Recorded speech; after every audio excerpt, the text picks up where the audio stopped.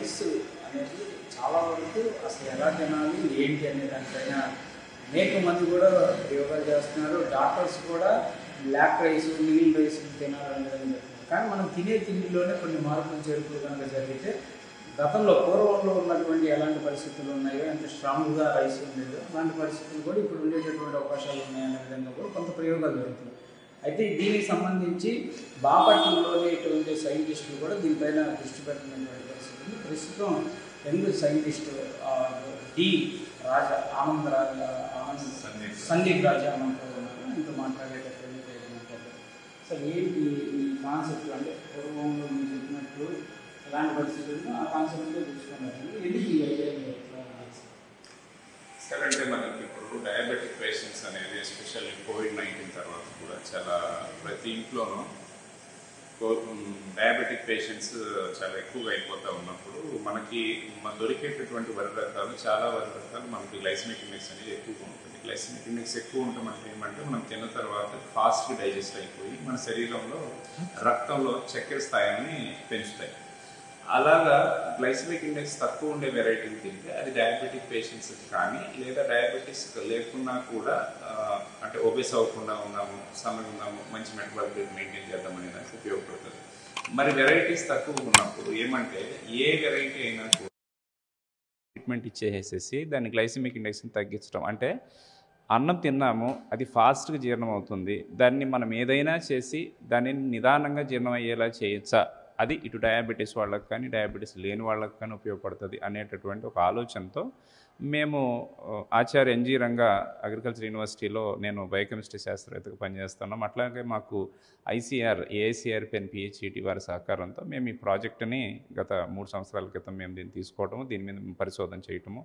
ఇది మేము ఒక ఫస్ట్ జనరేషన్ మోడల్గా ఏమంటే ఇందులో ప్రాసెస్ ట్రీట్మెంట్ ఏ రైస్ తీసుకున్నా, ఇప్పుడు గ్లైసెమిక్ ఇండెక్స్ 80 ఉన్నది తీసుకున్నా కూడా 75 ఉన్నది తీసుకున్నా కానీ కూడా ఈ ప్రాసెస్ ట్రీట్మెంట్ ద్వారా దాని గ్లైసెమిక్ ఇండెక్స్ని 22% వరకు, అంటే 70 ఉన్నదాన్ని 55 తీసుకురావచ్చు, 80 ఉన్నదాన్ని ఒక 58 or 62 వరకు తీసుకురావచ్చు. అలాంటిది చేసేటటువంటి ఒక ఆవిష్కరణ సార్ ఇది.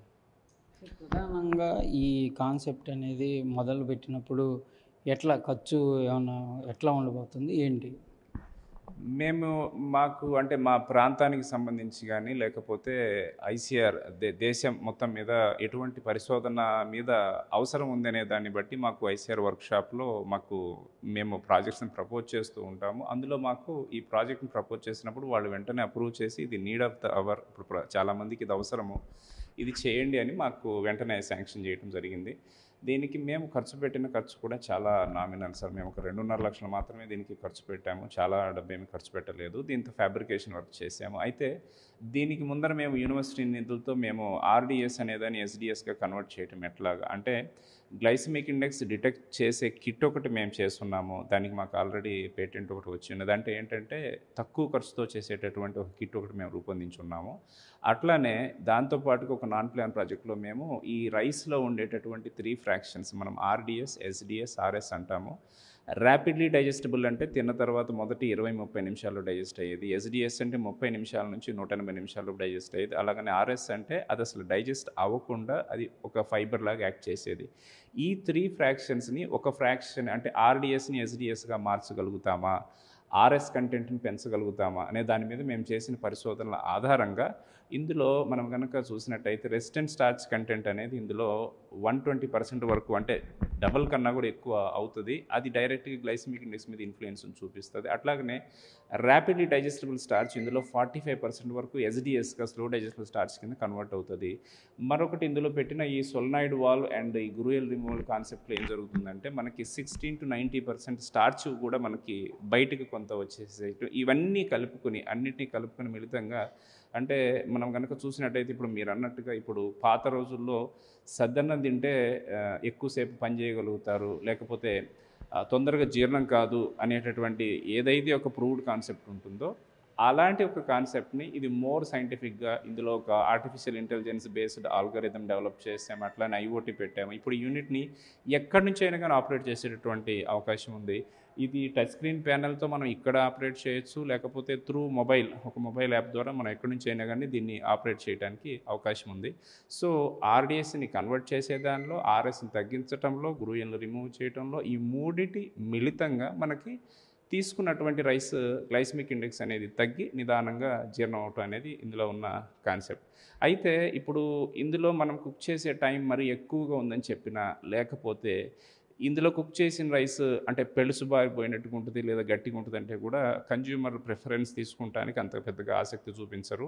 దీనిలో అంటే rapid heating, rapid chilling and rapid steaming అని ఈ 3 ప్రక్రియలు ఒకదాని తర్వాత ఒకటి జరగటం వలన ఏం జరుగుతుందంటే మనకి టెక్స్చరల్ ఎనాలిసిస్ కూడా మేము చేసినప్పుడు, సెన్సరీ అండ్ టెక్స్చరల్ ఎనాలిసిస్ చేసినప్పుడు ఇది మామూలుగా ఉండిన అన్నానికి దీనికి ఆల్మోస్ట్ సేమ్ ప్రాపర్టీస్, అంటే ఇది ఇందులో ఉండింది లేదు వేరే దానిలో ఉండింది అనేది మనం డిఫరెన్షియేట్ చేసి చెప్పడం కూడా కష్టం. అది దీని ప్రత్యేకత సార్. ముఖ్యంగా ఈ ప్రాసెస్ ఇప్పుడు మాడ్యూల్ చేస్తే అంటే 60 మినిట్స్ అంటున్నారు. రానున్న రోజుల్లో ఒకవేళ ఎంత తక్కువలో అయ్యేటటువంటి అవకాశం ఉంటుంది? ఇది 60 మినిట్స్ అనేది మనకి 16 నుంచి 19 నిమిషాలు కుకింగ్ అనేది నార్మల్గా పడుతుంది సార్. ఇందులో ఒక 25 నిమిషాలు ర్యాపిడ్ చిల్లింగ్ 0 డిగ్రీ సెంటిగ్రేడ్ దగ్గర పెడితే మనం జరుగుతుంది. అట్లాగే ఇంకొక 10 మినిట్స్ ర్యాపిడ్ హీటింగ్ అనేది పెడుతుంది. ఇవన్నీ కలుపుకుని అంటే వెరైటీని బట్టి మనకు కావాల్సిన ట్రీట్మెంట్ మనం కోరుకునే దాన్ని బట్టి 50 నిమిషాల నుంచి గంట వరకు ఇది టైం అయితే పడుతుంది సార్. దీన్ని ఇంకా తగ్గించాలి అంటే తగ్గించడానికి అవకాశం ఉంది. -డిగ్రీస్లో తీసుకువెళ్ళి ఆ 25 మినిట్స్ను మనం 10 మినిట్స్ చేసే పాసిబిలిటీ ఉంటుంది. అయితే అవి మేము ప్రయోగ దశలో చేసినప్పుడు దానిలో ఉన్న సమస్య ఏంటంటే సార్, గింజ పెళుసు బారుతుంది. అక్కడ గడ్డ కట్టేసేసి గింజ పెళుసు బారి మళ్ళీ సేమ్ సెన్సరీ ప్రాపర్టీస్ అని రావటం లేదు. అందువలన ఈ ఆప్టిమైజ్ చేసినవి ప్రస్తుతానికి 50 నిమిషాల నుంచి మనకు 60 నిమిషాల వరకు సమయం అయితే పడుతుంది సార్. ఇప్పుడు ఈ రైస్ కుక్కర్ ఒకవేళ కనుక అంటే మామూలు రైస్ కుక్కర్లో రైస్తో పాటు మిగిలినటువంటి ఐటెంలు కూడా అంటే పప్పు కానీ లేకపోతే గింజలు కానీ ఉడకబెట్టే అవకాశం, అది దీంట్లో కూడా ఉండే అవకాశాలు ఉంటాయి సార్. ఇది పేరుకి ఇది రైస్ కుక్కర్ అని అంటున్నాం, కానీ ఇందులో ఏదైనా కూడా అంటే పప్పు కానీ, బిర్యానీ కానీ, ఈవెన్ నాన్ వెజ్ కానీ ఏదైనా కూడా వండేదానికి పాసిబిలిటీ ఉంది. ఏదైనా దానికి కూడా అంటే మిల్లెట్స్ మనం తీసుకున్నా కానీ కూడా దానికి కూడా గ్లైసెమిక్ ఇండెక్స్ తగ్గించేటటువంటి అవకాశం ఉంది. కానీ ఇది ముఖ్యంగా రైస్ గురించి మనం ఎందుకు మాట్లాడుతున్నాము అంటే మనకి మిగిలిన వాటికి గ్లైసెమిక్ ఇండెక్స్ అనే సమస్య అంటే మిల్లెట్స్కి తక్కువ ఉంటుంది. మనం నాన్ వెజ్ కానీ వేరేవి కానీ ఆయిల్ బేస్డ్ ప్రోడక్ట్స్ కానీ ప్రోటీన్ రిచ్ కాంపౌండ్స్ కానీ తీసుకున్నట్టయితే వాటికి అంత సమస్య లేదు.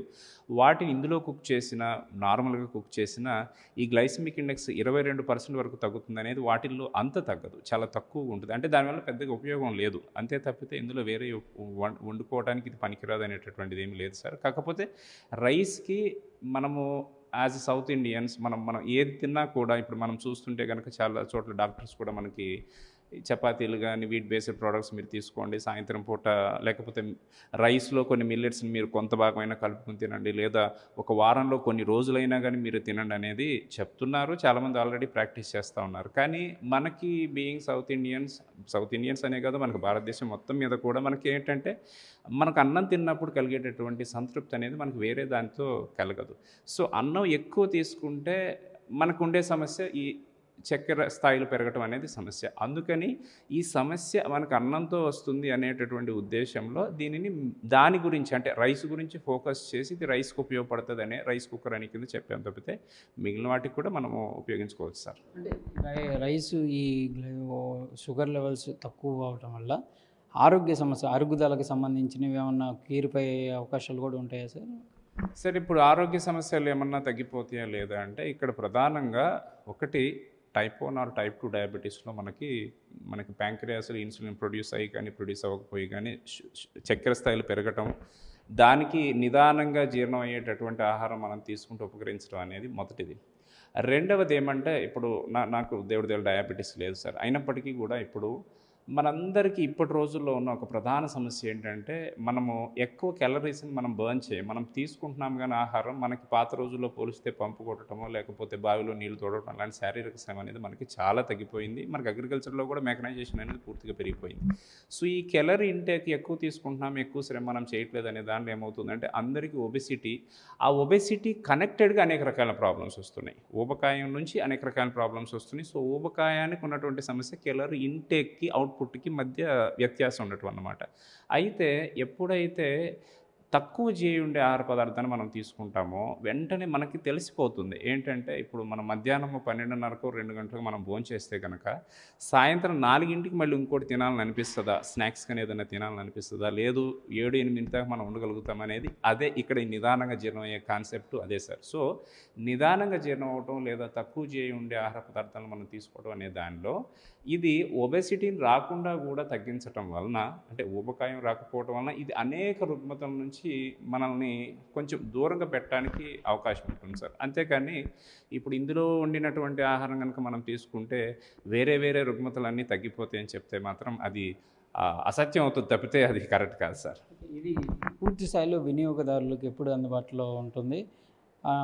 ప్రైస్ వేరియేషన్స్కి సంబంధించి ఎట్లా ఉండబోతుంది సార్? ఇది వాస్తవానికి ఇది ఫస్ట్ జనరేషన్ మోడల్ కింద మనం అనుకోవచ్చు. మేమేమంటే మొదటి నుంచి కూడా దీనిలో మాన్యువల్ కంట్రోల్స్ ఏమి పెట్టకుండా పోదాము, పూర్తిగా స్టెయిన్లెస్ స్టీల్ మేక్ కానీ ఈ యాక్రైలిక్ బాడీ కానీ తీసుకుందామని మేము ఎంత ప్రయత్నం చేసినప్పటికీ కూడా ఇందులో ఉన్నటువంటి ఛాలెంజ్ ఎక్స్ట్రీమ్ హీటింగ్. అంటే ఈ వెజిల్లో మనకు 120 degrees వస్తుంది, ఆ వెజిల్లో మనకు 0 degrees సెంటిగ్రేడ్. ఇక్కడ హీట్ ఎక్స్చేంజ్ లేకుండా ఎలా చేయటం, అట్లాగనే ఈ ఐఓటీ కంట్రోల్స్ ఏ బేస్డ్ ఆల్గరిథం మీద డెవలప్ చేయటం అనే దానికి అంటే ఫస్ట్ జనరేషన్ మోడల్ కింద వాస్తవానికి దీని సైజు కొంచెం పెద్దగా ఉందని మేము ఫీల్ అవుతున్నాము. అయితే మేము మా యూనివర్సిటీ పెద్దల ద్వారా ఇప్పుడు కొన్ని ప్రైవేట్ కంపెనీస్ మమ్మల్ని కాంటాక్ట్ చేయడం జరిగింది. ఇందులో సరిగ్గా సగానికి హాఫ్ సైజుకి వచ్చేటటువంటి, అంటే ఈ డబుల్ వెజిల్ కాన్సెప్ట్ లేకుండా ఒకే సింగిల్ వెజిల్లో దాని కంప్రెసర్, దాని ర్యాపిడ్ చిల్లర్ అదంతా కూడా సైజ్ తగ్గించుకుని ఇదే ఎఫిషియన్సీని చేసేటటువంటి మెషిన్ని మేము ఆల్రెడీ ఫ్యాబ్రికేషన్ చేస్తూ ఉన్నాం సార్. అది ఫ్యాబ్రికేషన్ జరుగుతూ ఉంది. సో ఆ సెకండ్ జనరేషన్ మోడల్ని తక్కువ ఖరీదులో అలాగనే తక్కువ సైజులో, ఎందుకంటే ఇప్పుడు అపార్ట్మెంట్ కల్చర్లో మనకి ఇంత పెద్ద పెట్టాలంటే కూడా మనకి అవకాశం ఉండదు. దీనిని మేబీ ఒక 2 నెలల్లో కానీ 3 నెలల్లో కానీ ఫ్యాబ్రికేషన్ చేసుకుని మా యూనివర్సిటీ ద్వారా ఒక కంపెనీతో ఎంఓయూ కుదుర్చుకుని ఖర్చు ఎంత ఖరీదులో వస్తుంది అనేది ఇప్పుడే చెప్పడానికి కష్టం సార్. అయితే rapid chiller, IoT, touch screen based controls వీటన్నిటిని ఉండటం వలన, అంటే ఎక్కడి నుంచి అయినా కానీ దీన్ని ఆపరేట్ చేసేటటువంటి వెసులుబాటు ఇవన్నీ ఉండటం వలన ఏంటి, దీనికి వాయిస్ కమాండ్స్ కూడా ఇవ్వచ్చు. దీనివల్ల ఏంటంటే దీని ఖర్చు అంటే సుమారుగా సార్ ఇప్పుడు నేను చెప్పడానికి లేదు, మేబీ ఒక 25,000 నుంచి 35,000 లోపు ఉంటుందేమో అని అనుకుంటున్నాం సార్. మీకు ఇంత చూపించినట్టుగా ఇది చిన్న కాంపాక్ట్ యూనిట్ అయితే త్వరలోనే తీసుకొస్తాం సార్. ఆల్రెడీ మొదలు పెట్టాము ఆల్రెడీ. ఇది ప్రధానంగా కూడా ప్రస్తుతం ఉన్నటువంటి లైఫ్ టెక్నాలజీకి సంబంధించినటువంటి అంశంలో టెక్నాలజీని ఉపయోగించుకొని పాత తరానికి సంబంధించినటువంటి ఆరోగ్యకరమైనటువంటి ఫుడ్ని ఏ విధంగా మనం స్వీకరించటనే దానికి సంబంధించి సైంటిస్టులు పరిశోధన చేసి రైస్కి సంబంధించి, అంటే ప్రధానంగా రైస్ తినడం వల్ల డయాబెటీస్ రావటం ఇలాంటివి సాగుతున్నాయి అనే విధంగా ఉన్నాయి. కాబట్టి ఆ డయాబెటీస్ని కంట్రోల్లోకి తీసుకొని తినడానికి, అంటే పూర్తి స్థాయిలో కంట్రోల్లోకి వచ్చేటటువంటి ప్రయత్నంలో భాగంగా ఈ మిషనరీ అందుబాటులోకి రాబోతుంది. దీనిని మరింత రూపుదిద్ది 2-3 నెలల్లో మరింతగా వినియోగదారులకు అందుబాటులోకి తెస్తామనే విధంగా కూడా సందీప్ రాజా సైంటిస్ట్ కూడా చెప్తున్నటువంటి పరిస్థితి. కెమెరామెన్ మనోజ్తో సాయి శంకర్, బాపట్ల నుంచి.